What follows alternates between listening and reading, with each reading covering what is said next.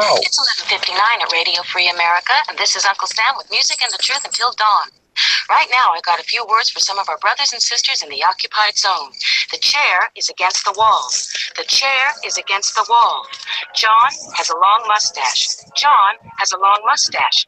It's 12 o'clock, Americans, another day closer to victory. And for all of you out there on or behind the lines, this is your song.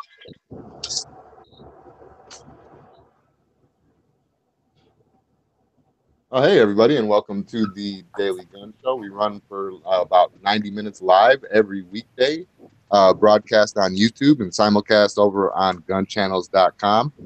We watch all the comments from everybody coming in live, and one of the reasons that the show was started was for its interactivity with the live audience, so we appreciate everybody that's joining us today. We also appreciate everybody watching later and the feedback that's coming in, everybody that's subbed to all the channels, and the chat hosts, the content creators, they all put in a lot of work, so make sure that you check them out and subscribe and check out gunchannels.com. Today we have hosts, and start off with Bob from Canada. Hey, glad to be here. And we have a special guest today. Smeggy, where you at? Hey, how's everyone doing today? I'll only be in for a little bit here, but I wanted to stop by.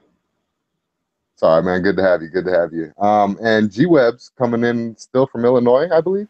Yep. Talked to the place today. They're still working on the transmission, so hopefully, I mean, I didn't want to bug them, but hopefully it'll still be on schedule, and I might see it today. Very cool. Very cool. Usually we like to start off the show with anything that happened overnight or in the early hours of the morning. Let's see here. You guys got anything? I got something, but it might be long. I got something. The first minute of Hit or Miss last night. One of my best intros I've ever done. So even if you don't listen to the whole show, go listen to my intro. Can you recreate it? What's so good about it?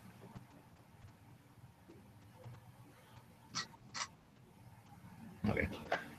That's not. You missed most of the shows. We did a tour update last night and went over some of the things since the Texas part of the trip, and then I had to go eat dinner and stuff, so I missed most of the live stuff last night. But how were the shows?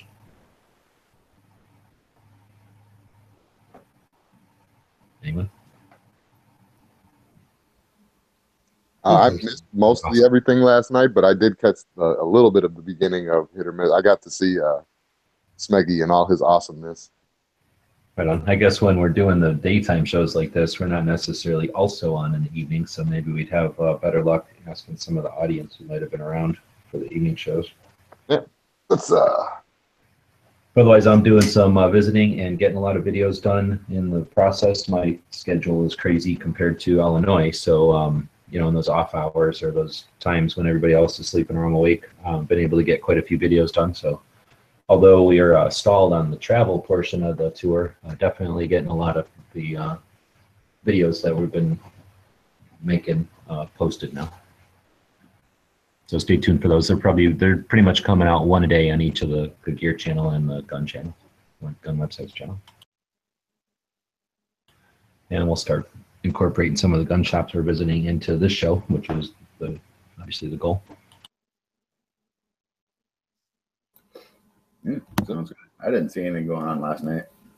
There was something else going on. Tactical Tuesday was pretty good last night.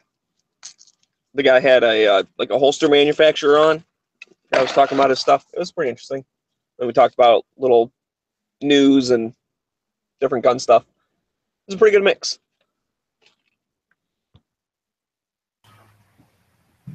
Right on. So I noticed that somebody was in there working on the schedule pretty good over here. Okay. Oh yeah, I tried to add in a couple of things here and there. Right on. Yeah, a couple of things. Dang, it's all filled out. So we're just going to dig in since we got Smeggy here. Yeah, we could do that. I found that article from earlier about the SHARE Act. I wasn't sure if you wanted to go through it now or maybe. Yeah, let's do it. That's important. All right. So we were talking yesterday about the SHARE Act being brought back in, and so pretty much it's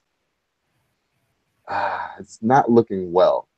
So it was, who was the guy? Representative Jeff Duncan. And Duncan argues that silencers are used by hunters and target shooters to limit the potential hearing loss from gunfire.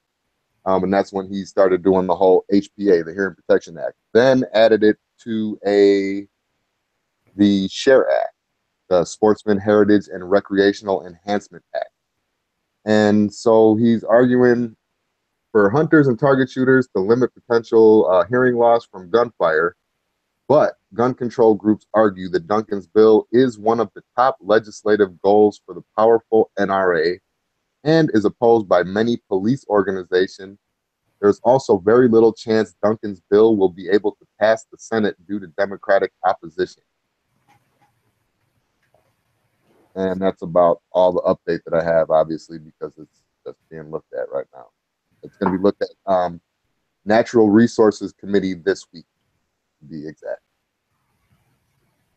I think that's sad. I think that's something we could have been petitioning for, and because of the way that it's not really in your face and it's not doing anything too crazy, I think that's one that we really had a chance to, push through. And that would have been an excellent exercise, as a community to try to push something like that through. So I think it's discouraging that where so many people are watching the news and watching, idiots who write stuff like that, who just don't care, have no skin in the game. So they're just, to them, it's no big deal to say, oh, this has no traction. This can't go anywhere. Like, fuck, this has all the reason in the world to keep going. And it's an opportunity missed. I think it's, Well, that's the one that had the sporting use in there, right? Where it was going to get rid of the sporting use clause. If I understand correctly, yeah, exactly. And that was just so. This would have really been the perfect time. Honestly, if I had to think about it, I don't want to get too pessimistic about it, but that's probably the best thing we could have hoped for in a Trump presidency, is to remove some of those things that they don't see as an issue. The antis don't see that as a problem. So that's the kind of thing that we probably had the best chance to get past them. I would have even allowed that to go through and killed the suppressor part of it. Let them go, oh, blah, blah, blah, we can't do this because of suppressors, and say, okay, you're right, and then get rid of the suppressors, let the rest of it go through, and then add suppressors as a separate one. So have two other things going through the suppressors. Continue to attack the suppressor one, but... So who is it that's saying that this is not going to go anywhere? Like, what person's predicting that? Because it's not officially dead. It didn't get voted on. It didn't fail. It's just being held right now. Yeah. So, whose opinion of it is not going anywhere? This was coming from, it's not saying necessarily who was saying that, but this is coming from Politico.com. Okay, so that's their opinion. Whatever. That could be like opinion. That could be like one guy's opinion, right?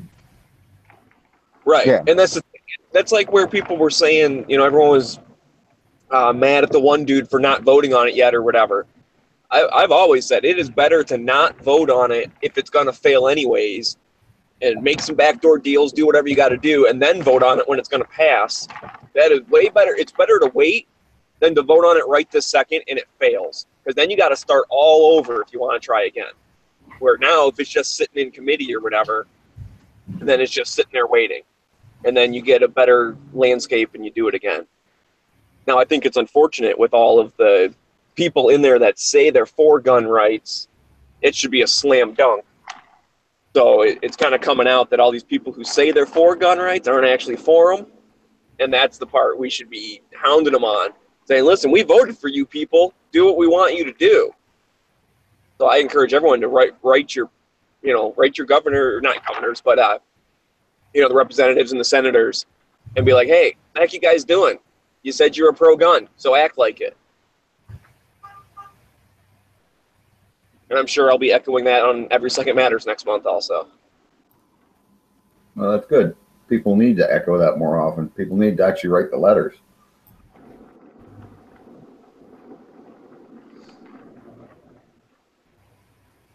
Because that's the one power that we have as people.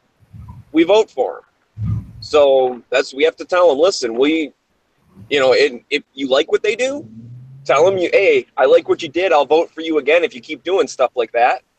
And if you don't like what they did, you write them and say, don't ever do that again, or you're not getting my vote. I mean, you got carrot and a stick type of thing. But us people have the power.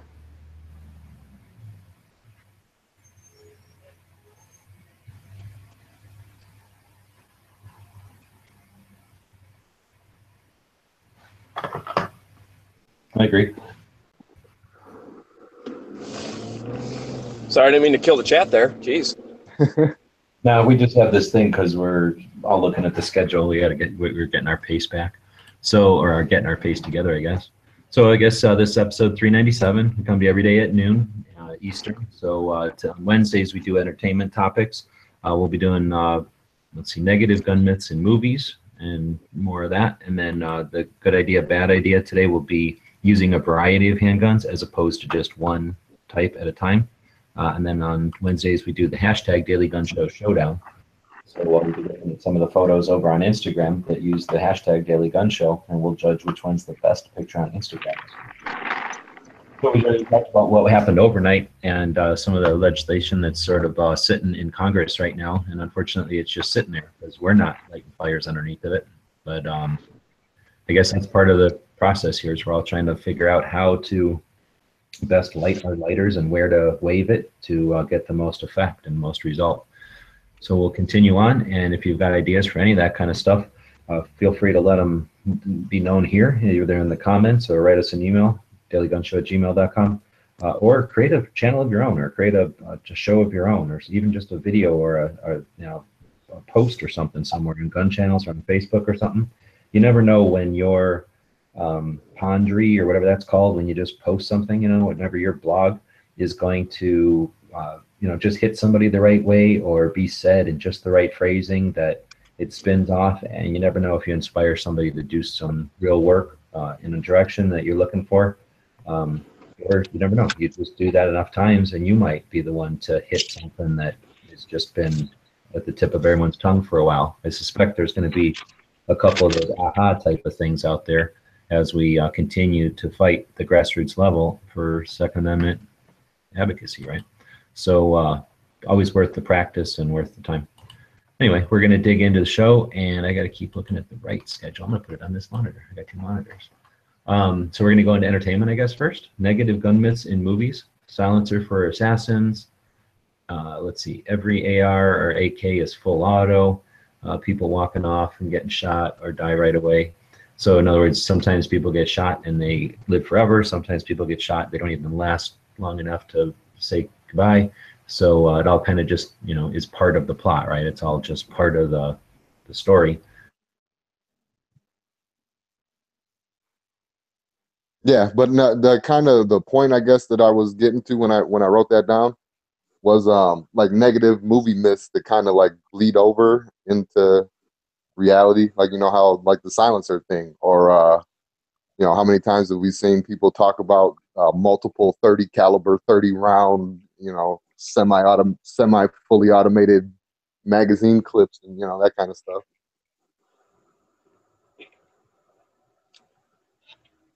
Yeah, well, you listen to it. I think the silencer one is a big one, and that's dirt around it or something, and go. Especially when we're trying to get the thing passed and people think, oh man, this means criminals are going to get away with stuff because you won't be able to hear them and blah blah blah. And that one just needs more education. But yeah, the other thing of the full auto type stuff, right? Because especially when you have one where it's a movie where maybe it's an unlikely hero, and so they get thrown into a situation, but every gun they pick up somehow turns into full auto. And it's super accurate, full auto. I think that's another myth that you can, when they say, oh, you can shoot 30 bullets in, 2 seconds or whatever, they make it sound like you can hit 30 different people in those 2 seconds because, you can aim every single shot. When in reality, you're dumping most of them into nowhere. Yeah, dump out 100 rounds shooting from the hip and hit everything that you're shooting at. Yeah. And what's crazy is anti-gunners in the movies will say you shoot 100 from a hip, you hit 100 bad guys. Or anti-gunner would say you hit 100 people. Real life, you might hit the one bad guy in front of you and the rest go in the dirt or in the sky.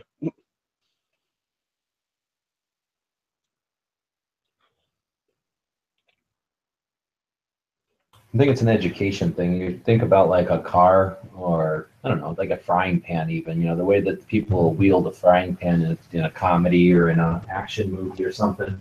Anybody who understands, who's ever been in a kitchen and lifted a frying pan is going to know that that's fake, right? Car scenes and driving around and explosions. Everybody who's lived any kind of life in the world with cars knows that cars don't explode ever. But in movies, they explode all the time. We have no problem with that.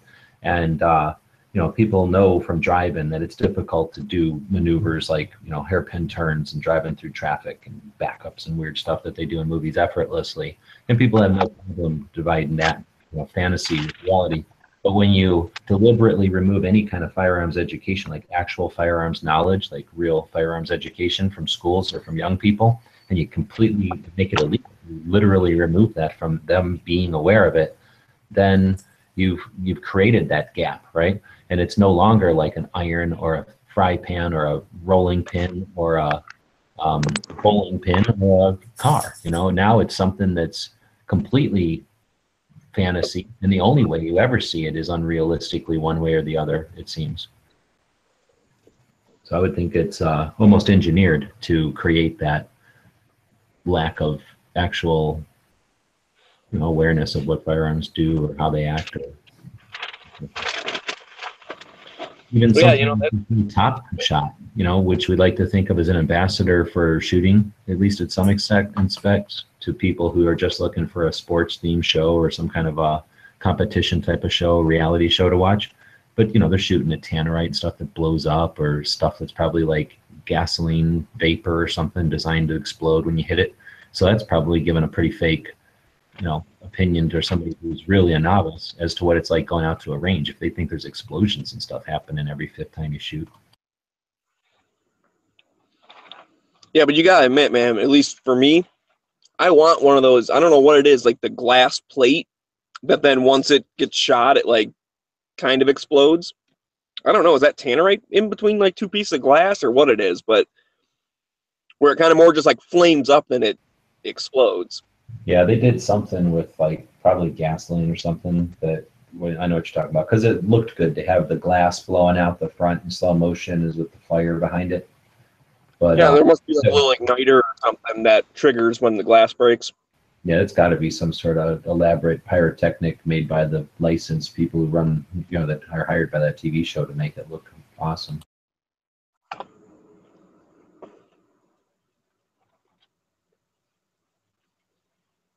But that is another good example, though, of the movie myth. Like, I thought of it when you mentioned it with the car. You know, cars explode all the time, and that you see that when people like shoot a car and then it blows up. And I know MythBusters did it, right? They shot at gas tanks and stuff. They couldn't get the car to explode.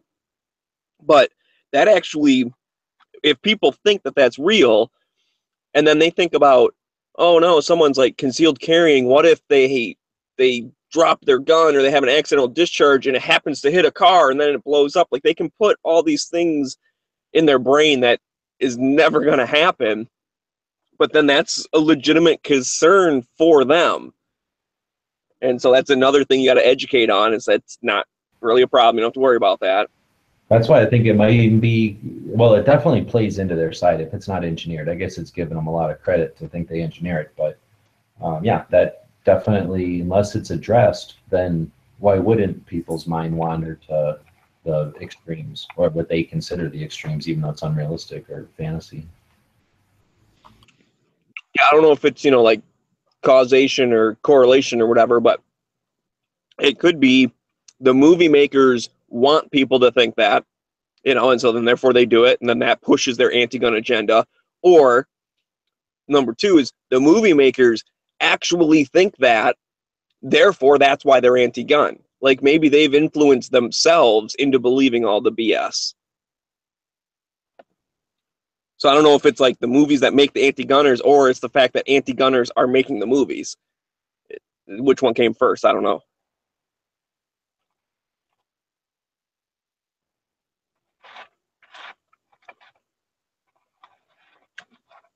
But that's where taking people out to the range, you know, especially new people, get them shooting. They'll see, you know, what normal people do, where most of the time we're poking holes in paper. Nothing explodes, nothing goes crazy. And then, you know, maybe spark up a conversation with them. And if they say something about, you know, suppressors, this, that, or whatever, be like, or especially if you end up having a suppressor, is taking someone and actually letting them shoot it. They'll be like, oh, this is totally different from what the movies are. I wonder what else is different. And then you can have a conversation about some of the myths and, you know, educate people.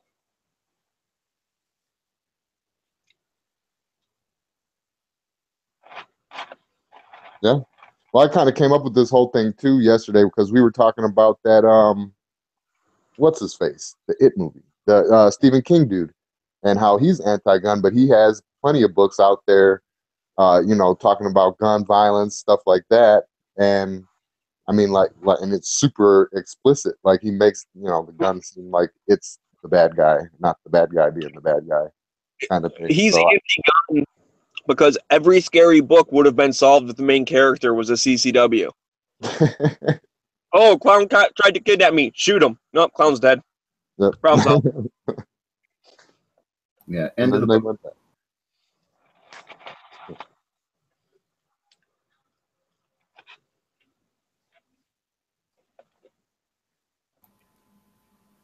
But yeah, I don't know. I think it's strange how the movies go from the extremes. Though when you look at the old West movies, you'd never see hardly any blood. You know, you might see a little spot in their shirt when they get shot. And nowadays, it's like, you know, the arm gets blown off, or, you know, it's gotten a lot more graphic. Well, one of that is because special effects have gotten better. It's easier to be more graphic nowadays. And number two is once one movie is, you know, shows more blood, then the next one shows a little bit more, then the next one shows a little bit more. And they're, you know, they're always pushing each other, trying to outdo it. Look at like Tarantino, which has obscene amounts of like gratuitous gore. Yeah. Like, you don't need to have all that. He just does it. And then someone else sees it and goes, I can make a movie even more than that. He's trying to prove Saw something. or whatever. Yeah, he's trying to prove something. He was trying to, that was part of his whatever, you know, like the plot or whatever, part of the story is the violence in it. But I would say some of the movies, I don't know, like just your run-of-the-mill copycat kind of movies, you know, oh, action movies are successful, here's the formula, kick it out. I think those kind of come and go with, I don't know what you call it, like the trends or the national like preference or something. Because if you look at back in like the 80s, the Predator and the Commando and stuff, you know, they had a different type of that kind of stuff on the screen than you see nowadays. And I suspect some of it is just like, you know, the guys that come along and go, okay, I need to follow the formula to make some money this week, this summer. They're not trying to push nothing. They're not trying to prove anything. They're just doing whatever works, right? So I think if, you know, if it happens to be that violent stuff is working, then the next ones come along and copy the violent stuff. But if violent stuff wasn't working, then they'd probably come along and copy the less violent stuff. Well, yeah, I guess that's kind of what I meant with the when they're trying to outdo each other and stuff. They're also kind of trying to copy off each other. But anyways, Yeah. guys, I got to get going. Thanks for having me for the first half. Everyone have a good day. Cool, man. Have a good one. First half, we can only be 48 minutes long now. I'm like trying to force us to only have another half of the show. But yeah, that was my thing. I don't know if they're necessarily trying to outdo each other. I think a lot of times they're just trying to cash in. You know, oh, that movie worked, so let's do a movie similar with an action and with that and with this. So I don't know. I think that with The Wick and the some of the others that are more recent, like Taken, I think is a good one. Kind of old, although that guy's anti-gun and he's an ass.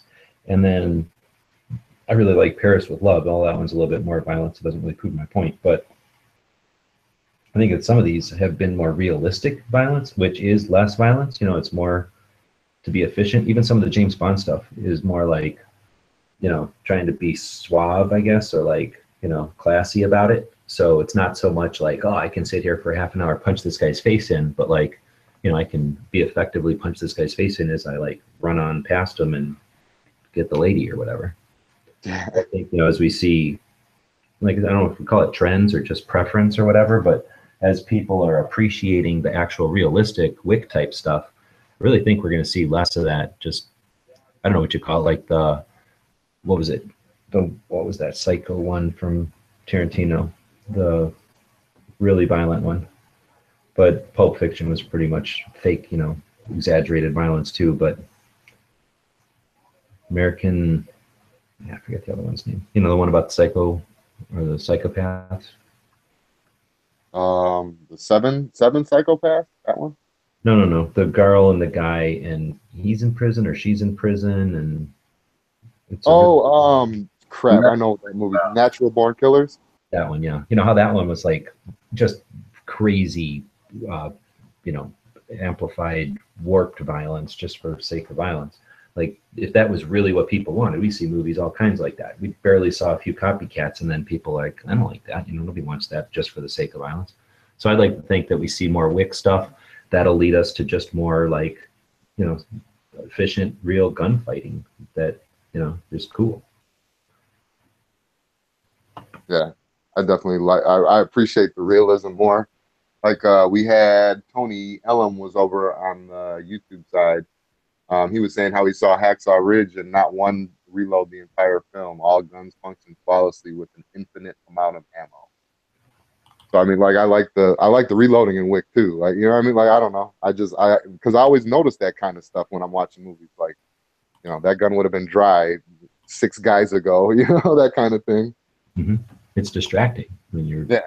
It's like a car that never runs out of gas, but they keep talking about how they're about to run out of gas or something. Do we have comments going on the YouTube side? Yeah, we got plenty. Sean was actually just saying too, like Pulp Fiction. Imagine if you were to shoot somebody in the face in your car, that would make one hell of a mess. I don't see the comments over there. Am I on the wrong show? Daily Gun Show 398. Oh, 398. I'm watching 397. That's why. Oh, we got the wrong one on Gun Channels? We did earlier, but I fixed that. Crap. That's all it is. Yeah. Now I understand how our own show works. Now I get it. Let's see over on Gun Channel side here. Yeah, Angry was saying that Natural Born Killers movie.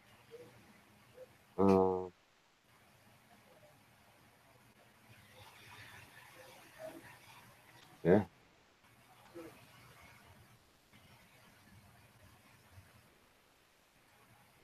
Maggie's here listening now. Cool.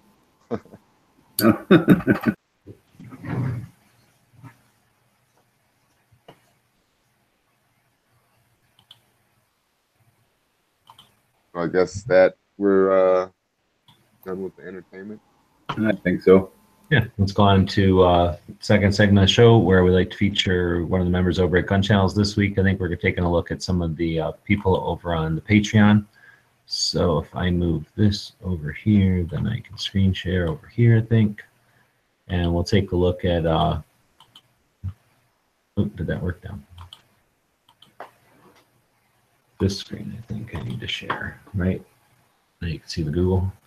So we'll head over to the Patreon, and we like to support a bunch of people over there. People are supporting us. We really appreciate it. Patreon is a platform with 1 million active participants. There's 50,000 of them are creating content. So only 50,000 people are creating content. So anybody that's creating content over there that's creating gun-related content, you've got a pretty large percentage or whatever comparatively, comparing that to other platforms out there. So this week we were taking a look at some of these. I think yesterday we did Ghost down at the bottom here. I think somebody said something about Yankee did a big video or something about how he supports Nut Fancy. That's a big time YouTuber. When YouTube was sort of the big thing for gun channels and whatnot. Nut Fancy was the largest for a long time. An inspiration to a lot of people to start doing it, either because they liked what he was doing and wanted to emulate it, or they didn't like what he was doing and wanted to do something better. So either way, he accomplished getting a lot of people on the web and doing their own thing. But let's go to this 8541 Tactical. I don't know who that is. But I was just searching around on the Patreon and trying to find people who post, but then post gun related stuff, or have a thing over here, but then also post. There's quite a few people that have Patreon accounts, but then don't actually create anything. So I looked over here, and September 3rd is his last one. So he's still doing it. About 10 days ago, a Mail Call Monday. Then there's one on September 1st. He's talking about something there, and then asking people for some feedback on August 31st. So I don't know if I haven't actually watched any of his stuff, but because it's gun related, and I'm assuming it's pro gun, just from the look of it, I went ahead and subscribed to the channel.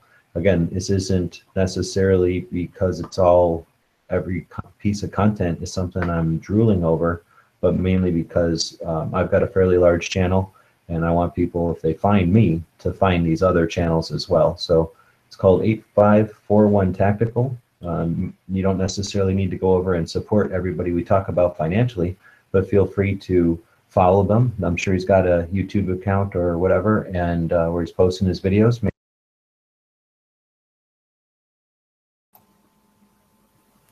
Yeah, he is a good channel. I'm actually just going to mention that while G's gone for a sec. Yeah, quite enjoyable to watch. How much of that did you get? Just about the last 30 seconds cut off. Yeah, Okay. your last sentence just dropped. That was it. Okay. So anyway, that's the point, is check out people that are creating content, and even if you don't support them financially, consider just following their channels, share them, let other people know that they're looking for financial support. You never know, you might be supporting the next big Hickok or Iraq veteran or something. There you go, eh? So for sure.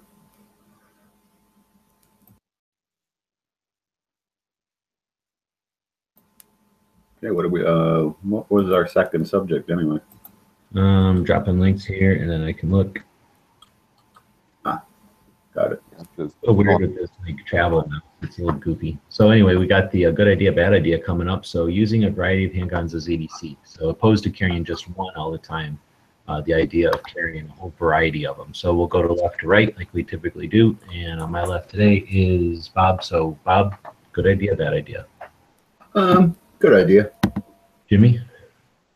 I'll just disagree and say bad idea. I'll explain later. Okay, and then using a variety of handguns as EDC. I'm going to say good idea, but then, of course, I have a caveat to that as well. So who wants to get started on? Oh, wait, what do we have? Me and Bob are good, and Jimmy's bad? Yep. Okay, so Jimmy has to justify why he's wrong. All right. Bad idea. The whole training portion of it. I mean, obviously, you guys can argue that, you can train with a number of different guns. You probably bring a number of different guns to the range, and, so on and so forth. But I feel like if you want to switch guns after a while, like you've been carrying, a Glock for however long, and you want to switch up to a SIG or something like that, or you want to get an XD or something after a while, and once you get the manual of arms and train with that gun and get used to that gun and are able to actually use that gun efficiently, especially most self-defense situations, you're going to be under stress. So I feel like it's important to know the gun you're carrying and not be like, oh, I think I'm going to wear this one today, even though I've barely ever taken it out to the range. And, oh, this revolver is going to go good with my boots today, so I'm going to wear this one, Know the gun you use. Or carry, I guess. But we should all know, for different guns, we should be able to handle different guns. I mean, that should just be an aim for us. So carrying different guns is just another step in that procedure. And that, you should know the manual arms, different guns, Glocks, Colts, SIGs. Revolvers, not a big deal. Revolvers are pretty much all the same, other than, the way the cylinders swing out. But, if you ever had to pick up a different gun, it'd sure be handy if you knew how to work it. Oh yeah, absolutely. And I agree 100%. Like I was saying, bringing a number of different guns to the range, learning different guns, learning different manual of arms, all that. But out of all the guns in your safe and all the guns that you have in your life or whatever, you should know your carry gun the best. That's how I look at it, I guess.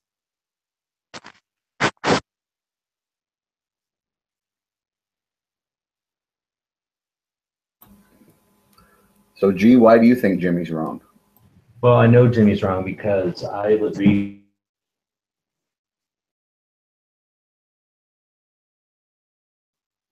So there.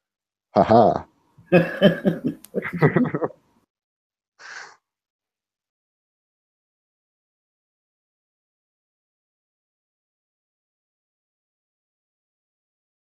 don't know if you dropped G-Webs or if you're just muted, but we can't hear you anything.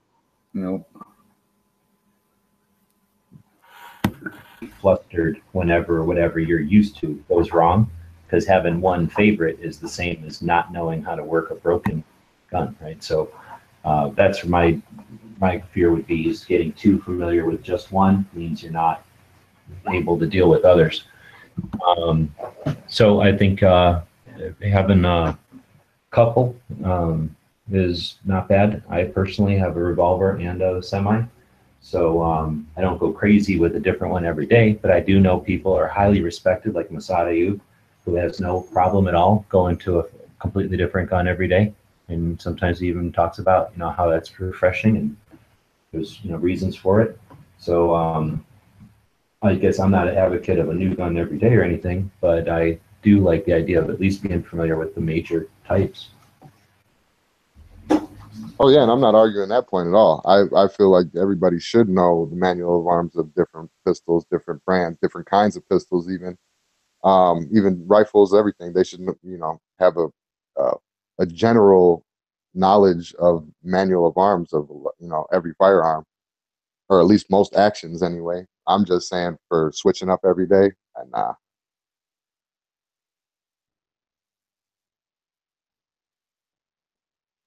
So I guess we'll go out there and see who's agreeing with me on the comments.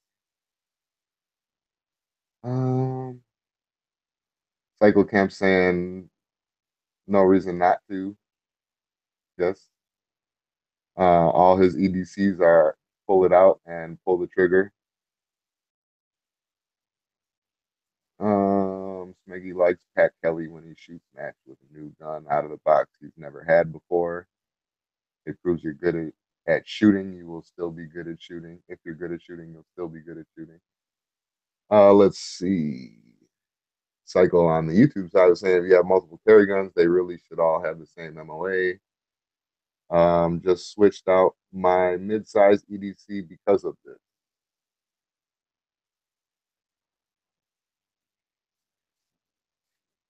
And Angry says he varies depending on how he has to dress. So I'm going to take that as everybody else against 2. I'm pretty sure everybody agrees with me and G.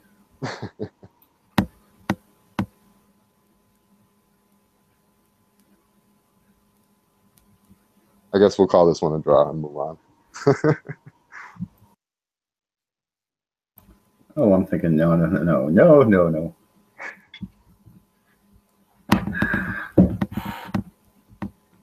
Well, I think we've settled that one. G and I are right and Jimmy's wrong. That's all there is to it. Well, I got Smeggy on my side, so I'm fine. Yeah, Smeggy doesn't really count.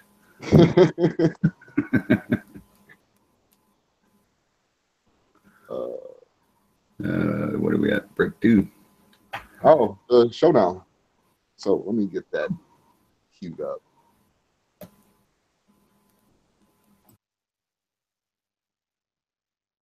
So as everybody knows, today is Wednesday, and we usually do our hashtag showdown and judge your pictures for free, which is a great prize for you guys. All right. So we go up to your search bar, hit it. We're doing hashtag Daily Gun Show, right? Or Gun Show Loophole Tour. Daily Gun Show. Daily Gun Show. It would be illegal for anybody else to use Daily Gun Show or the Gun Show Loophole Tour because they're not part of the tour. True that. So we have. Did anybody take note of what we had last week? Because I sure didn't. But we have 903 posted. That was Smeggy's job. So we had to figure out a new way to do it. But we used to take the number like this week and then jam it into next week's list down here somewhere. And then that way we would know next week what this week was. If that makes sense. I got it. But since we didn't do it, all we got is a guess. But I think it was like 9 something last week, right? Low 9s. Maybe it was like 200. So I think we got 700 of them over the week. Yeah.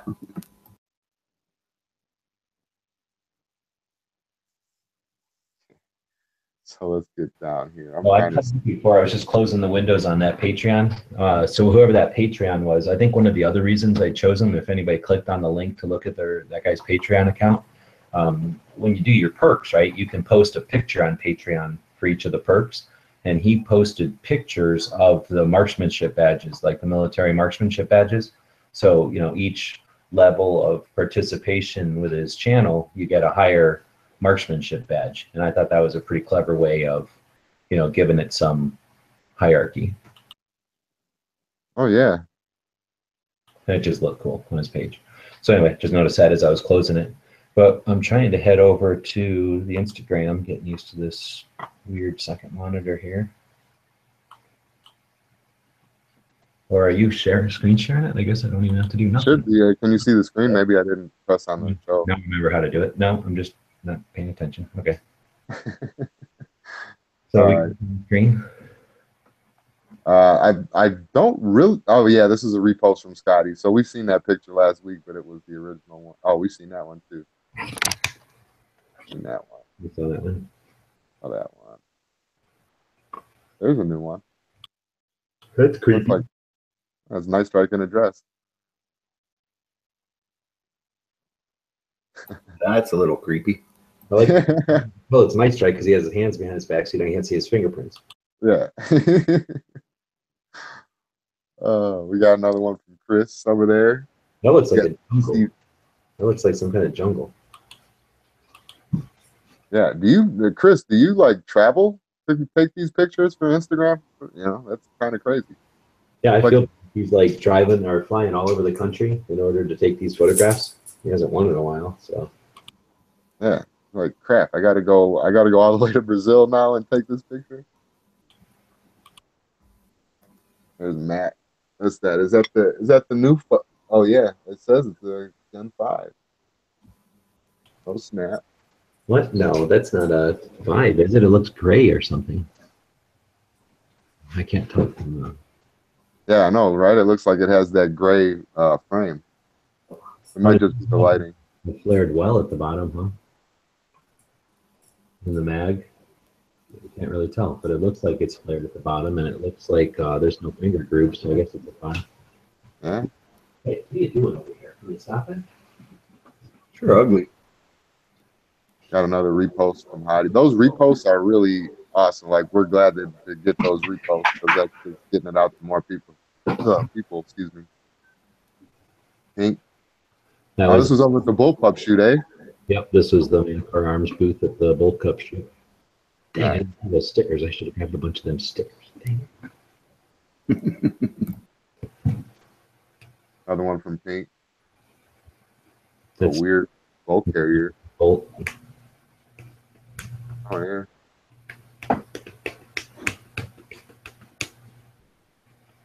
Repost from Marco. There's that pup sleeping.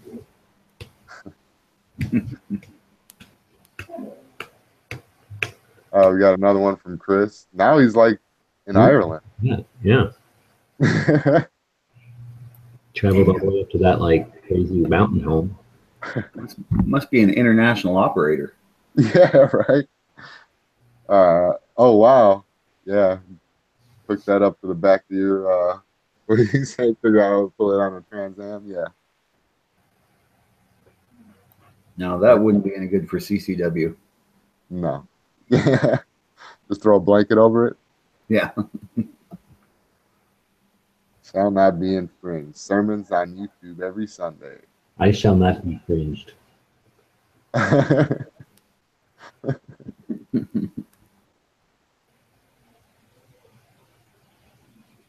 So is that something he's doing? I didn't know that. Yeah, I didn't know either. That's pretty cool. Oh yeah, that's It's neat. approved by Night Strike, it seems. Well, if Night Strike approved it, then it's official. So that's pretty cool. They ostensibly made out of looks like a credit card or something, or like probably one of those credit card garbage things they send you in the mail. It's a great use for one of those. You know, it's that heavy plastic. Sit there with an X-Acto knife and cut it out, and yeah, it's great. You can use it over and over. The paint doesn't destroy it. It'll, you know, find details of it. Something destroyed, like if it was cardboard or something. Clever. I like it. Yeah, it's pretty awesome. And it's a great way to mark your mags with a little bit more than just a marker pen, which is what I end up using all the time. This way it's a little easier to see and easy to reapply if you need to. I like it. Yeah, I got like the lamest, boringest way. I just number it. I just number my mag. So yeah, that's pretty cool. I would think the lamest way would take like a little Hillary sticker and put that on it. Oh, we got another early watch one. That guy takes great pictures. I think that guy's amazing. That's a really cool Glock. I like that. That's kind of neat. I don't know about the flag part. I just saw that, but I like the skull part. I definitely like that.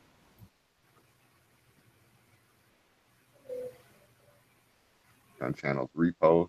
Ooh, a revolver and a semi. Hey, I'd like to point out to everybody, look, so it doesn't look like they're touching right there. I think it's just on the blade of the sight, and he's got it at just the angle so you can tell that just the blade of the sight is holding that 1911 up. That's some precocious balancing there. Think about the bottom of that revolver is completely round. There might be a little hole where the screw goes in to hold it to the frame, but aside from that, that knife is definitely all round. And then it might be a little flat where the revolver sight is, and there's definitely flat on the bottom of the mag for that semi. But man, that's a balancing act there. I suspect that takes a little time to do that. That Packfire probably gives it a little bit of a grip though, right there. I mean, not much. But now that's posted on Marco's channel. Yeah, so, he reposted it. 1,300 likes though, so that I think is well deserved. That is actually pretty cool. And he's doing something different. I don't think there's anybody out there who's doing that he's copying off of. He started that whole concept, so that's kind of cool. Oh yeah, that's definitely awesome, and I haven't seen anybody doing that yet. The first time I seen it was the first time he did it. Mm-hmm. Yeah, maybe he's just got like nails driven into the tree and then just slides them in the barrels. There's Bob assuming someone's pulling something over. It's always got to be shenanigans. Just saying. Something. Got Cave Dave. Shot the heck out of Osama.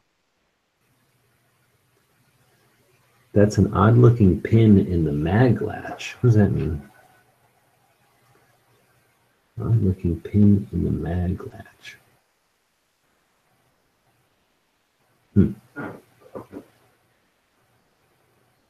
I'm not right here. Yeah. I don't know. Really like I mean, I guess sometimes they're a roll pin, but Crap, I almost went back. Steadily. Nice little 870 there, I think. Yeah, 870.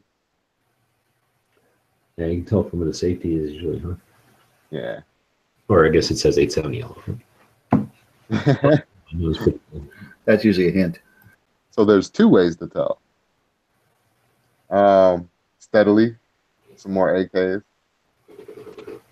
I really like how he uses that blacktop as like a background. That it makes it look, it's like simple, but it makes it look good.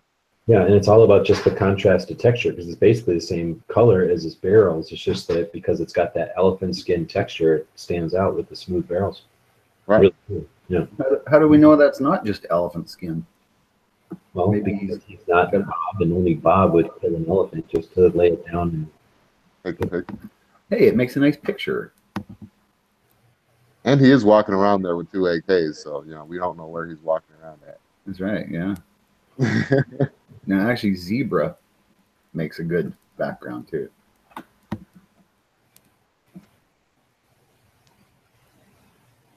Rupin RX. Oh, look at an orange loophole tour patch. Very few people have the original Sonnen Tucson loophole tour patches. And that's one of the, what do you call them?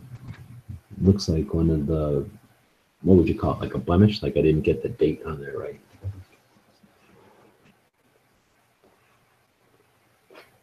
Oh, yeah.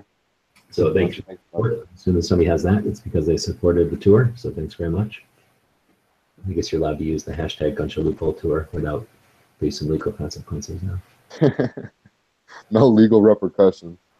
This time. In that picture. Awesome Guns reposted Steadily pic. It's getting reposted over there for 200 likes. Nice. Oh, yeah. Nice. Another repost from Steadily. Oh, from Scotty, I mean. Oh, Scotty did another one. Yeah, those are awesome because the more eyes that are getting on them, that's just awesome.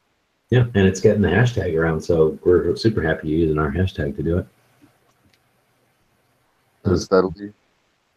Just shooting asteroids. Shooting. Yeah, apparently no one told him not to shoot in the air. He's keeping hurricanes away. He's Shooting at the hurricane. Now, you guys joke about that. Somebody got a stern warning from the sheriff in Florida. Yeah, apparently a bunch of people were doing it. Somebody started it as a joke to shoot at the hurricane, and people started doing it.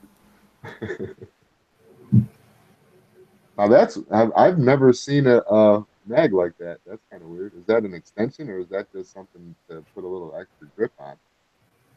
I'm not sure what's going on with that. Yeah, I've never seen that. That gives it a way to pull it out easier. Doesn't say over there? I don't think so. No, it doesn't say it. The proper grip. Oh no, yeah, no. We got another repost from this for 383. So Marco had a couple thousand. This one was 383. That's on those SIG fanatics because of the SIG in there, and that's a good lesson in tagging, right? So he tagged it with the specific Sig Sauer P938 with the specific Ruger LCR-X, and then also a bunch of other stuff. So then when looks like SIG fanatics, I don't think he posted SIG fanatics specifically in there.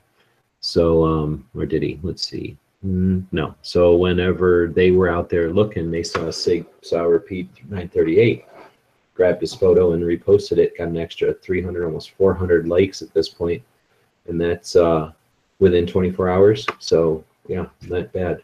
Definitely tags are worth your time and effort. They can help a picture like that just fly, and you never know when those 300 something people look at that and they think, oh, that's clever. They click on your picture to look at what you're doing and they see that you do a bunch of those. You might have hundreds of new subs from just doing an effective tag on one picture one day. Oh yeah. For sure. Put the right tag on, you will get hundreds of new subs. That means almost immediate.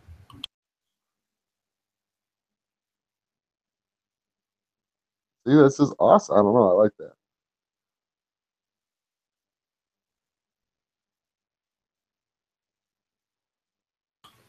Can't get enough. How many of these guns does Chris carry around? Like, does he get just like a big briefcase of them, like a little portable safe, and just wheels it around? He's just got a backpack he just throws them all into. They're just like every single day it's a new run, like a new gun, a new route. A new area of the country. Maybe he's really lucky he finds these laying there. He's just taking pictures as he collects them. Damn, here's another one stuck in a tree. Just like finding Pokemon, only a lot better. Yeah, way better. Uh-oh, I froze up here. Come on. Well, this one looks like it's snow camouflage. It's pretty Oh, good. and here's the original. Oh. 3 something. Oh, wait, we must be in popular now. Yeah, we're in popular now. Oh, wait, no, this is a new one. No puppies, no food. Interesting. Everybody's phoning it in this week. Yeah. Just going through the motions, it seems. Yeah, because this is from 3 days ago, so we're in the most recent. What do you guys think? I guess I'm going to have to go with the, let's go with Night Strike in a dress.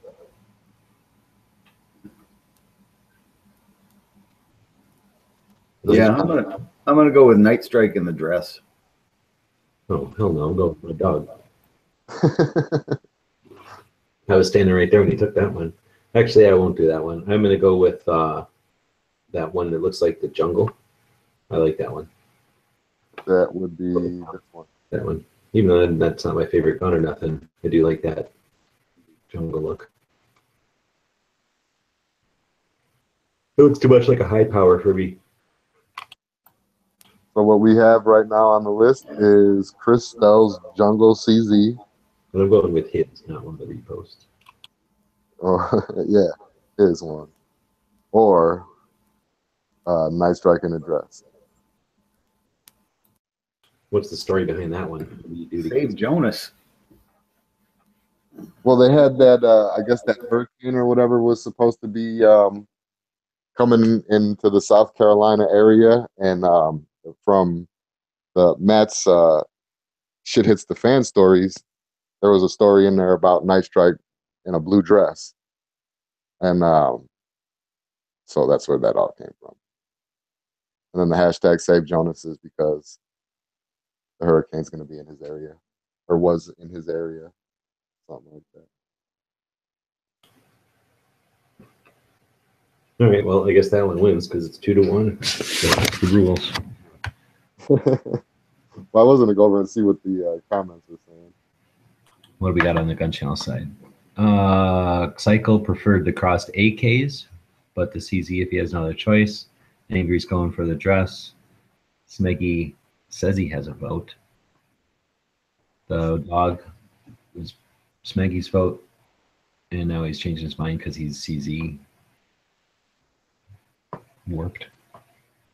And let's see here on YouTube. People saying crossed AKs. Too Hottie saying Chris wins. Yeah.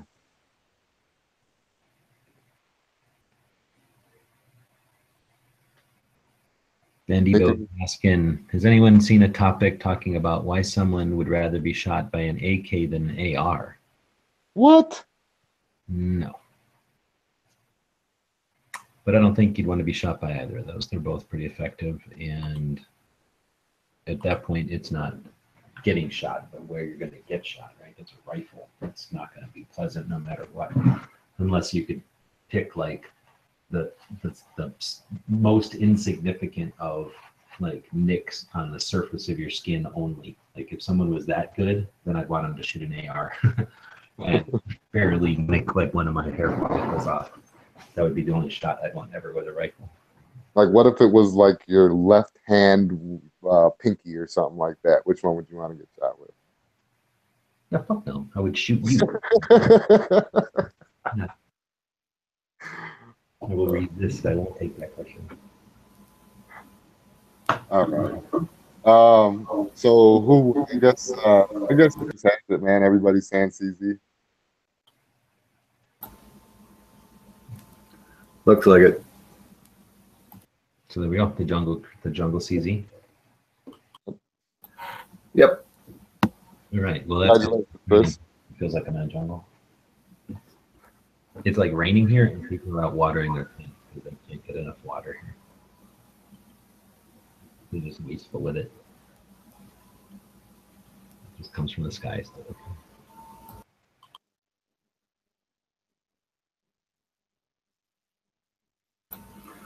All right. Chris has won that round, and I don't know if that means anything, but you definitely have bragging rights. You can lord it over. Whose picture was it? Angry? With the blue dress, yeah. You can lord it over Angry, you won, and then everybody can get ready for next week. So we took the number this week and we jammed it down there where it. So looking forward to have 1,000 pictures next week. I'll be posting a bunch from various daily gun shops as well as the daily gun shows. And of course, anybody who's interested is able to participate. Just when you're over on the Instagrams and you're posting something that's interesting or hopefully in the running or something that has to do with the show or a little joke or something, feel free to use the hashtag Daily Gun Show. And on next Wednesday, we will get together like this and we will see how many more there might be. And we will use those to judge who did the best picture on Instagram, like Chris did this week. Indeed, he's won a few times. It's not that you all the rest of you should feel ashamed of yourself. It's just that Chris did better than all of you. You all did okay. It's just that Chris did way better. You know, one thing I didn't see on Instagram today was any windbreaker pictures. That's pathetic because it's so cold here that, yeah, it's bad. You know, I had to leave the van when I broke down, and like the one thing I left in there was my damn Adidas jacket that Marco gave me. And I was pissed because number one, it was freezing cold and I should have brought it because I needed it. But also it's like $100 or something. So I was afraid somebody's going to bust into my van just to steal my cool windbreaker. You don't need a windbreaker. Yeah, I do. It's freezing cold here. And then I took it over to the transmission place, you know, so I'm worried about getting the transmission paid for and whatnot. So I didn't even think about it. So it's still in the damn van, but I'm assuming the transmission guys ain't going to steal it from me. Yeah, probably not. Oh, the Angry saying Night Strike started to save Jonas. So it's a self-induced plea for help.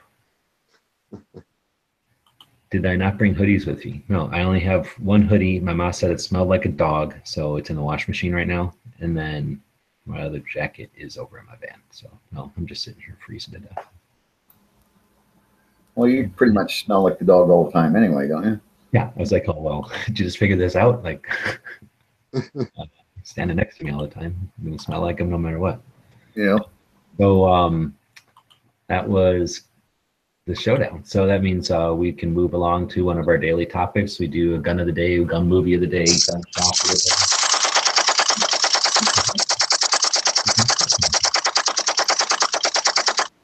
day. Take cover. Everybody, hey, G-Webs, it might be cold, but at least you're not taking fire. Nope. So everybody know what that sound means. Crack your knuckles, get out your keyboards, and get ready for the tactical quiz. Today's question should be a fairly simple one. When was the 45 ACP designed? When was the 45 ACP designed? I'm checking out the, I got the YouTube stuff. That's the easiest one I've ever heard.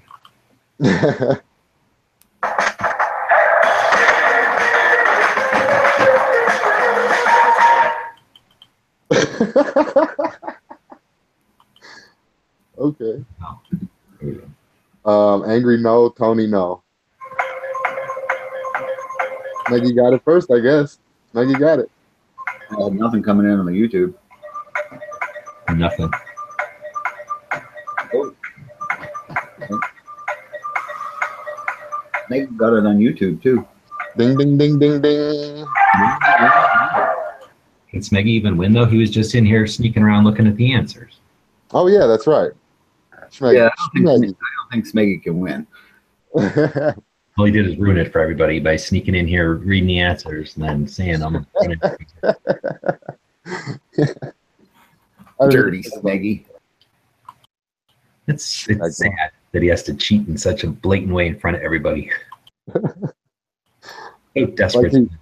Hey, he literally used the sheet that has the answer on it to get in here. Yeah, he did, didn't he? There's a little note right under the answer that says, "Don't tell people I looked at this." Signed, Smeggy. Well, nobody ever accused him of being the sharpest tack in the box. I thought it was 1910 anyway. I thought it was the year before. I didn't know it was 5 years before. So very cool. I'm pretty sure. Do you remember, Bob, when you did the tour of the museum and the docent guy at the museum there was telling you all the story? Did they mention the development of the ACP? It was designed for the gun, right? It wasn't like, oh, I'm going to make a new bullet, and then what gun should I make? It was like, I'm making this gun, and it needs its own bullet, right? Yes, I think it was because there were several versions of the 45 pistol before the 1911. Okay, so Smekey just admitted it because he said he didn't scroll over to the right. So how does he know the answer is over to the right unless he scrolled over to it? Gotcha. I just murder she wrote it in. Oh yeah, Smeggy's being called out in the chat big time.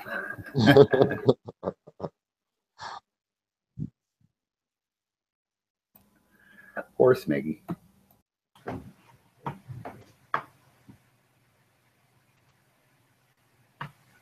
All right, so that was, well, it was supposed to be a really exciting tactical pop quiz till it was ruined by cheaters, but we'll keep moving to the gun shop of the day, I guess. And let's see if there's one posted. I've been posting videos all around here, and the whole goal of this show, when we started it about 397 episodes ago, almost 400 episodes ago, was to feature a new gun shop every day. And now we're actually living that life. So I'm heading over to the Gun Website's YouTube channel, and I think we've got at least some of them posted by now. Let's talk about compromise. Let's see. I think we're going to talk about this one today, and we'll get our stuff together here and have it more. We're going to take a look at one of the shooting ranges here in Tucson. We'll have it all figured out here sooner than later, but I'm going to screen capture this monitor. It's a little backwards for me. Open it up to full screen. Now you're getting it. Correct? And I will hit the button. Can you hear this okay? We're going to take a look at one of the shooting ranges here in Tucson, Arizona, called the Pima Pistol Club. This one is unique to the other ranges in town because it's run by its members, unlike a private organization or run by the state. So it's a club, and it's, as you see off the road here a ways, we turned off of Oracle Road. That's the main road there. And we'll drive back through past that school through this neighborhood. Eventually we'll find a sign on a telephone pole that'll take us right or south down into the foothills of this hills here so we can get to the range. I did a video back in 2009 similar to this one where we held a camera as we drove back. I'll link to it in the description. It's interesting to see the change in the roads since over the last 8 years. Anyhow, once we finally get down to the range here, you'll see what we're talking about, but we'll start to describe the range. Now, first off, we would never drive down to the range this quickly. This is about 3 times the speed you'd want to drive in there. And of course, you wouldn't want to aggravate all those people that live along the road. But it is a soft sand road, so occasionally there are issues with people having access to the range with their vehicle's ability. Also, whenever it rains, there's a potential for the last wash before you actually hit the entrance to the range being flooded out. So that's about the only time they will close the range. Otherwise, it's open pretty much every day except Christmas and Thanksgiving. It's an old range. The club has been in existence since 1920. Back in 1968, they moved from their old location to this location. So this range has been here since 1968. There's quite a few bays. As we drive through the range here, we're going to see the main building where you used to sign in. Now it's like the offices, the bathrooms, and some classrooms. You now sign in over to the left by the 100-yard range. But as we move past this first building, we're going to get to 2 of the other bays where they hold a lot of the shooting competitions. You might recognize those from some of the channels that film the various competitions here at Pima Pistol Club. There are 10 different ranges and an archery range right now, but they do change the ranges up occasionally. Sometimes a bad storm will destroy some of the berms, and they'll take that opportunity to change things up. Other times, just depending on use and interest, they'll take some bulldozers out and move those berms around and change the bays. Honestly, it's been a while since I've shot out there, so once you go through that gate to our right there, goes south into those last bays, that I know has been changed since the last time I shot out there, so I'm not totally sure how the arrangement is anymore. But if you go to their website, they have a PDF you can see how the bays are arranged now. Notice on that little scorekeeping booth there, for those two ranges, there's a sign from Tucson Guns. They've been a supporter of ours since the beginning, and they also have supported the Pima Pistol Club, both as a range and some of the big competitions like the state IDPA matches and stuff that they'll have out at the range. As we drive north again through the parking lot area, I'll turn right here and we'll be able to see the handgun range, which is all in blue over to the left there. It's kind of behind those trees. And then the 100-yard range is right in front of us here. And that's the sign-in area. So a great range, again, run by its members. And it's been around since 1920, since 1968 in this location. So I hope that this is interesting for people that are curious about some of our ranges here in Tucson. We encourage you to take a video or pictures of your range and share them with everybody on the web. If you have any questions, let us know. And as always, thanks for watching.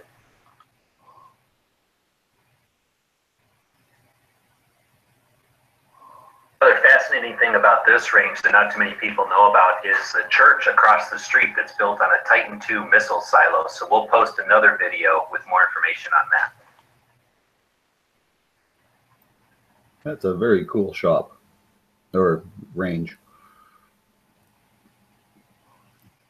The guys and gals of GunWebsites.com encourage you to take a CCW class every year, practice at least once a month, and carry every day. Thanks for watching GunWebsites.com.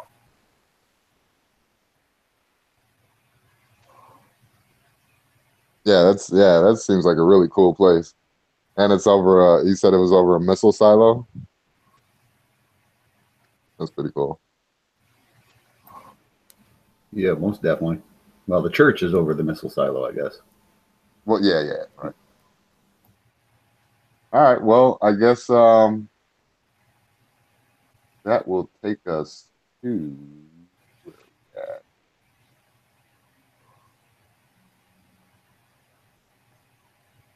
Okay. I guess that will take us to gun of the day.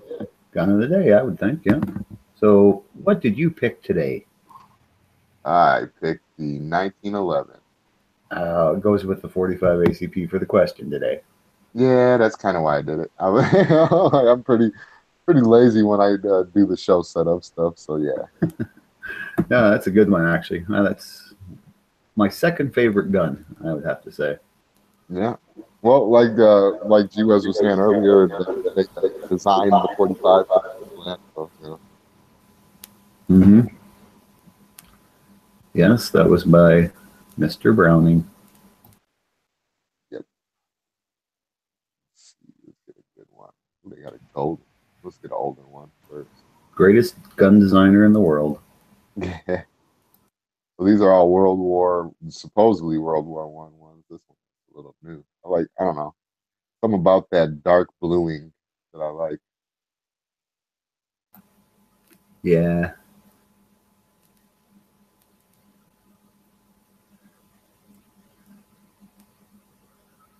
Gotta like that.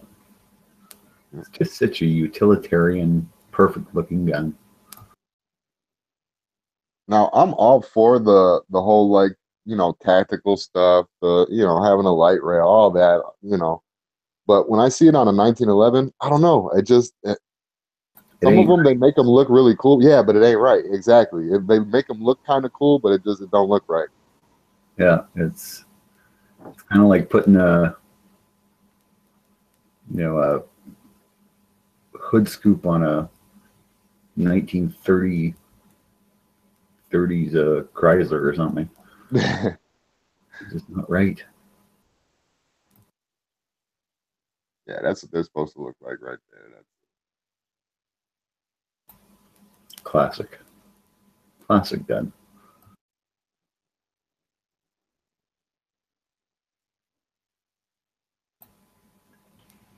Not for the time. They could have did a little bit something with the whole single stack, but I guess I understand, you know.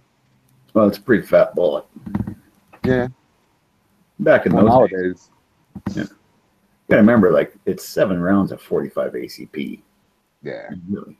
You can stop a tank with it, you know, literally. Saw Saving Private Ryan, that documentary.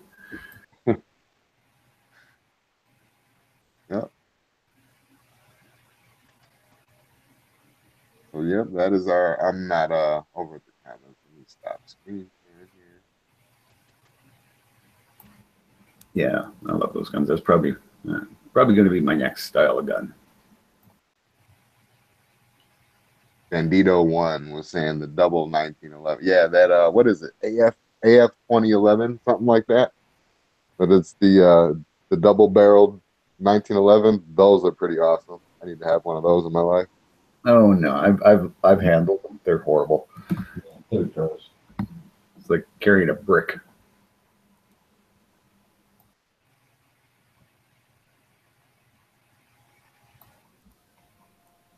They look cool, but that's about all I got going for them. Yeah, my bad. So I was. Yeah, I say they look cool, but I don't like them. Yeah, I've heard a lot of people saying stuff about the grip being fat. Yeah. The whole gun's fat. All right, so I'm over on the gun channel side. Tony is saying, "Oh, sweet looking range for G. Yeah, missile silo. That'll get you closer to God. All right." My favorite gun to shoot. Cycle Camp Tactical 1911 is cringeworthy. I agree with that. Willie's Americars looks pretty epic with scoops or blowers. Take your pick. No. And Snuggy, that's all you need. 45 is a man stopper. Or a woman. It is an equal opportunity round. Yeah. I got Cycle on the YouTube side is saying that double 1911. I believe he's talking about that double 1911, saying it's a Jam-O-Matic. So. Yeah, I've heard a few people talk about that too, but yeah. Well, you don't buy that gun to be running around with it. You buy that gun to prove a point or have a cool gun. Yeah. A coffee table gun. Mm-hmm. Yeah, pretty much.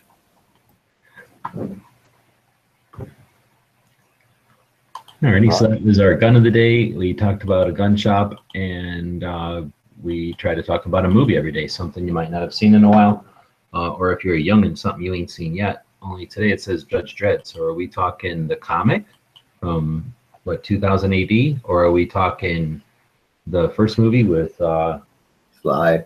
Sly, yeah. About the second movie? The second movie, listen, the second movie wasn't horrible. I liked it. It was entertaining, but I'm talking about the first one.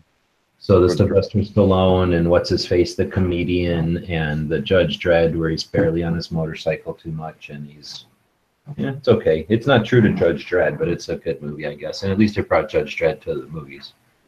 Oh, to the comic? No, of course not. Actually, the newer one would be closer probably to the comic than. Yeah. There's 3 of them, right? There's the one that we're talking about. There's another one, and then the new one. Or I just knew about the. You talking about movies? I just knew about the one with Sylvester Stallone, and then the new one that came out with that other dude. So there's just the 2. So the newer movie is the better one, but the Sylvester Stallone one, I'm still gonna give it. I got to give it 1.5 thumbs up if I can do that, because the new one does get more, but it brought Judge Dredd to the screen, and Judge Dredd is awesome. So I don't think it did it justice, though. It's like a lot of things where they had awesome source, and they just took like the essence of it and sprinkled it into a movie and made it into like a different kind of movie. So yeah, I gotta agree with that. I used to read the Judge Dredd comics, and it was a good movie. I'm gonna go with a 2 soft thumbs up, I think. I'm giving it a solid thumbs up for the lawgiver, for the gun. Solid thumbs up. That was one of the most entertaining parts of the movie, the comic, the new movie, anything Judge Dredd. I like the gun. Solid thumb up for that. Second, second thumb, I'm giving it a soft one because it was entertaining. It didn't really follow the story, true to the story as it could have. And it was a softer Judge Dredd. So, yeah. But I'll still give it 2 thumbs up. Just one a little bit weaker than the other. So there you hear it. Jimmy's got a limp thumb.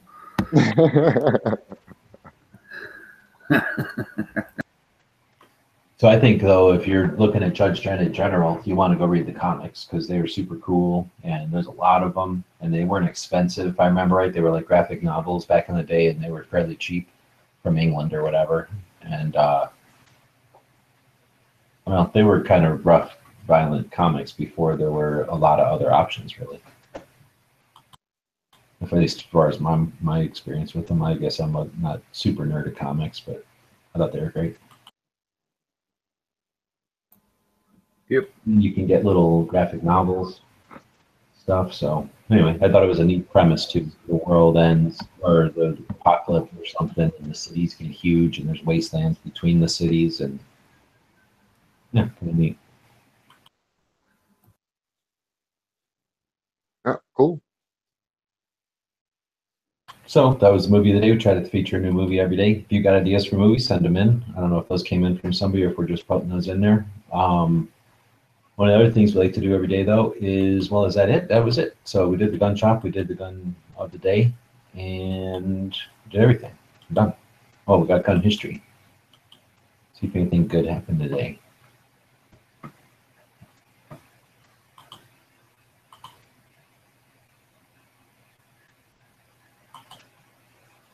So we got our cheat paste there, but then I also like to go look at guncalendars.com, which is one of our websites where we have all kinds of stuff listed, and it'll tell us what's going on. We had the assault weapons ban sunset on September 13th. Did anybody talk about that? Nope.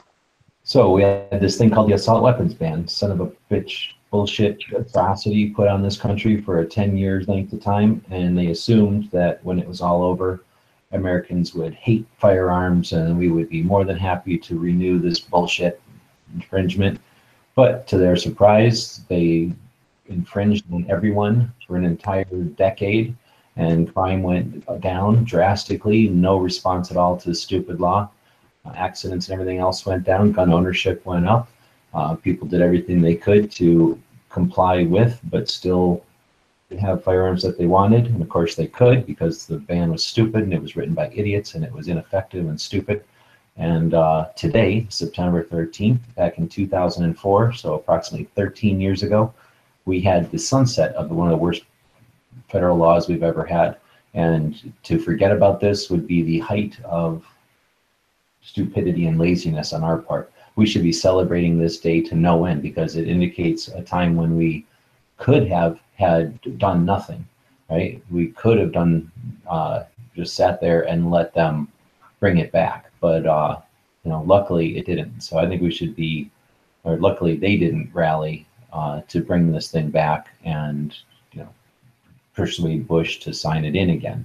So I think this is something that we should be aware of and celebrating each year to remind ourselves that horrible stuff can happen. That's a California level firearms regulation that the entire country was burdened with. It did absolutely nothing. If we forget about that and we don't hold it in their face every time they bring up anything, then we're doing ourselves and our descendants a disjustice. We had to suffer through this. Plenty of people were injured because of this horrible bullshit. Plenty of people had to be inconvenienced for a decade because of this.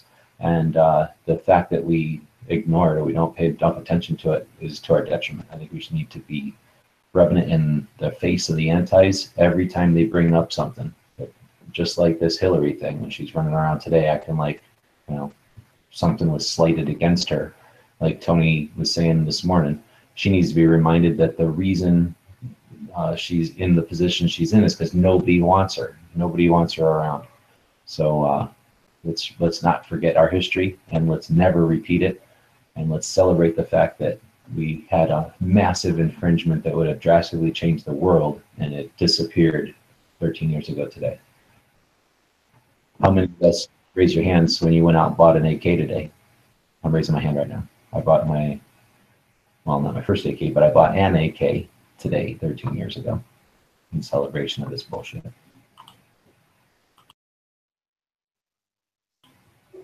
So I didn't go that far.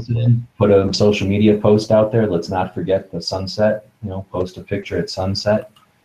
Remind everybody who's out there in the social media world that, you know, we don't have to endure infringement. We can move that shit. It can go away. Yep. Laws can be changed. Yeah, that's definitely, it's a good thing to remember, especially with the whole political climate, I guess, that's going on nowadays and everything. So that's a good thing to remember if we get laid back and stuff like that. What kind of bans can happen. So let's see, there's also, what's my other history thing? Let me just open it. Here it is. I was going to see if there's any other history stuff today. Of course, that means today is also the anniversary of the assault weapons ban. So I like to look at the September 3rd, 2004. But if we go back to September 3rd, 1994, that's when the biggest infringement on our rights was ever, you know, flammed on us. And it was stupid ass George Bush that did it. Or no, it was Clinton. But George Bush stood around watching some of this other shit too. So yeah, Clinton let this thing happen. It was created in California. They engineered a bunch of bullshit news, and you know, were able to con the public into passing it through. This was all done before the internet in 1994, so people didn't really have much of a chance to do anything than talk about it potentially coming, and then talk about how it is, because it just happened. So we can never let that happen again, and we can never let ourselves get into a position where they're thinking for us and they're not acting as our representatives.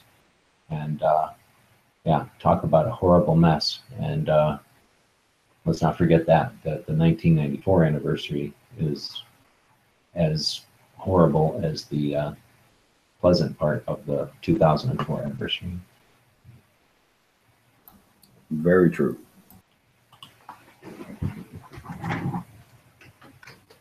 I'm looking at this other thing to see what we got, and a bunch of war stuff, but I don't know if war stuff's all that good. Oh, we got 1961, an unmanned Mercury capsule is orbited and recovered by NASA in a test. So it looks like we were starting a space race in September of 61.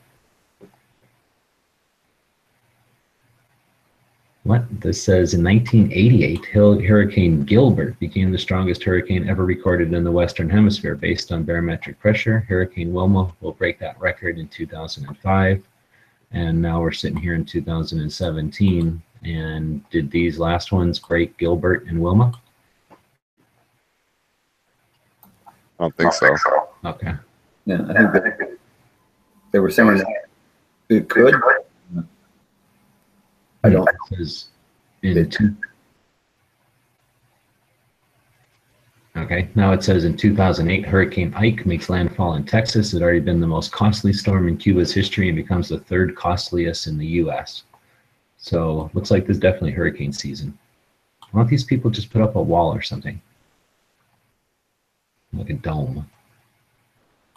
2008, 5 synchronized bomb blasts occur in a crowded locations in Delhi, India, killing at least 30 people and injuring more than 100. 4 other bombs are defused. So someone had tried to set up 9 bombs to go off at the same time. They defused 4 of them. 5 of them went off. I don't even remember hearing about that. Yeah, I do. 1847, Hershey, founder of the famous candy company, was born in 1847. In 1851, Walter Reed, a U.S. Army doctor, discovered a cure for yellow fever. Pershing was born in 1860. Lots of people were born today.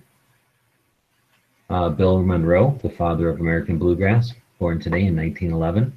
That's interesting. He's only 7 years older than my grandpa. My grandpa, if he would get off his ass, could have been the father of bluegrass. Sitting around being lazy. Mel Torme was born today. The Velvet Frog. Peter Cetera from the band Chicago. I'm in Chicago, so that's relevant. 1944, he was born today. What the hell? So today's the day of all singers being born or something? I guess so. Anyway, nothing else, I guess, in this is all that interesting. What's this about Korea? Korea, U.S. troops. Oh, Heartbreak Ridge. So in Korea, U.S. Army troops begin their assault on Heartbreak Ridge in a month-long struggle that will cost 3,700 casualties. That's today in 1951. Heartbreak Ridge. So there's our day in history. We try to come up with interesting things. Obviously, we suck at it, so I do have some gun stuff covered. But if y'all have interesting things that you watch, like calendars or something that you watch for this day in history, feel free to send those to the show so we don't miss anything important. We would definitely appreciate that. Yep. And I think that's it. So I think we're right around the 90-minute mark. Try to run the show about 60 minutes to 90 minutes each day. Like I said, we run it on YouTube. We simulcast it over at Gun Channels. We do appreciate the people that are watching. Looks like we had 20 people watching live today. We are in our, is this our first full week? No, this is our second week in the new year. Second. So thanks, Jimmy, for helping with the running of the show, being on the road like this, really making it possible to keep the thing going. And we encourage people that are listening live to let other people know who you think might be available to listen live. Obviously, that's a big part of our show, the interactivity with the audience. It's gotten a little bit more difficult, you know, with the less people participating at the new time slot. But I think we're all looking forward to seeing it, you know, get us back to 30 or even more people listening each day. And again, we're also happy to have the time slots open over on Gun Channel schedule so that more people can jump in and be, you know, create shows and be part of this whole interactive medium.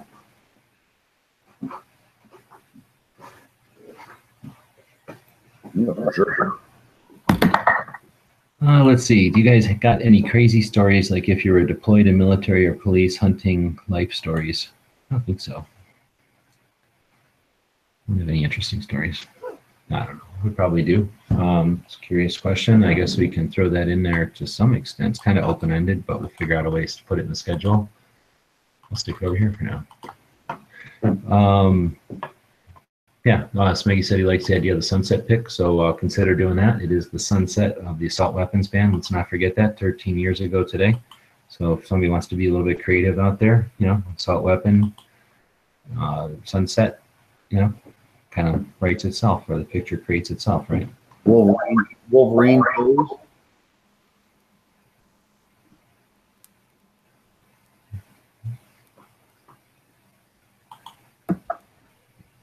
Let's see, talk about the various hurricanes out there. Oh, that's sad.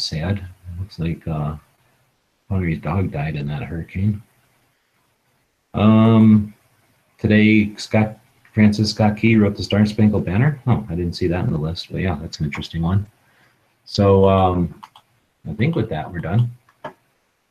Oh, we should talk about what's going on Gun Channels today. Today's Wednesday, right? So we got the Clover Tap does a show on Wednesdays.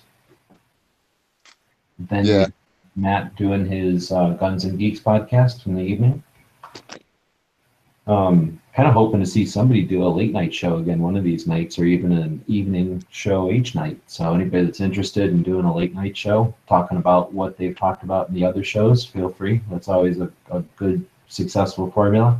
Or if you just want to do like a nighttime show where you have different people on, feel free. But lots of people work those third shifts and are just up late, you know, night owls. So it's a pretty successful slot. If you are looking to participate in all this stuff, feel free to jump in on one of those night ones. Let's see, it looks like the guys are deciding who's going to set up the lobby. We do appreciate that. Again, one of the reasons we started to move the show to this newer time slot, or earlier time slot, just so we could leave some room in the afternoons for others. So thanks, guys, for setting up an open forum for people to chat in until somebody else comes along with one of the live shows. Let's see, tomorrow is episode 398. It'll be Thursday, so we'll be talking CCW. We're going to talk about bug-out guns. Backup guns, ways to carry, benefits, negatives. Then we'll be talking about gun stuff, which is our kind of random topic. Looks like we're looking for a topic on that one. If you got one, let us know. And then training. We're going to be talking about training videos and DVDs and whether or not they're worth it. So looks like we'll have some interesting stuff to talk about. Every day we've mentioned a gun shop, a gun of the day, movie, so forth. And if you have any suggestions for the show, feel free to send it to us at dailygunshow@gmail.com. And it looks like Pawnery already has a lobby up, so we'll put a link to that. It's over on gunchannels.com/lobby is the easiest place to find it. Otherwise, we'll have a link to it in the description over on YouTube and Gun Channels.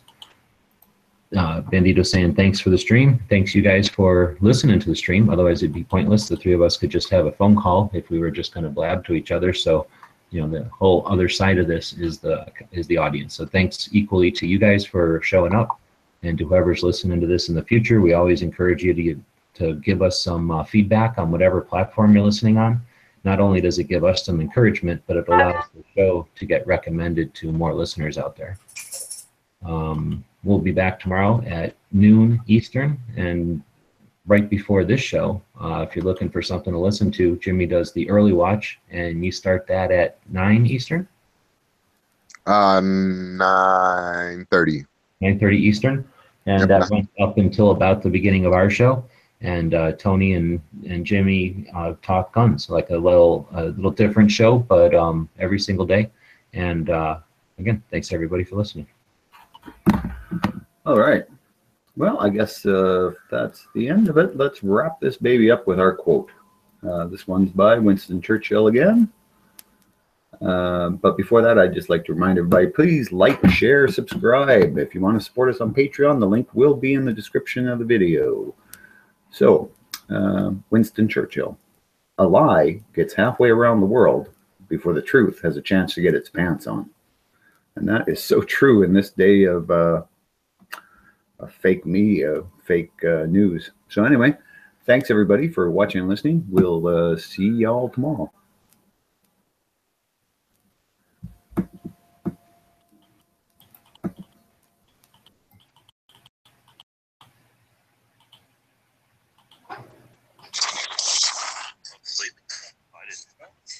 The guys and gals of GunWebsites.com encourage you to take a CCW class every year, practice at least once a month, and carry every day. Thanks for watching GunWebsites.com.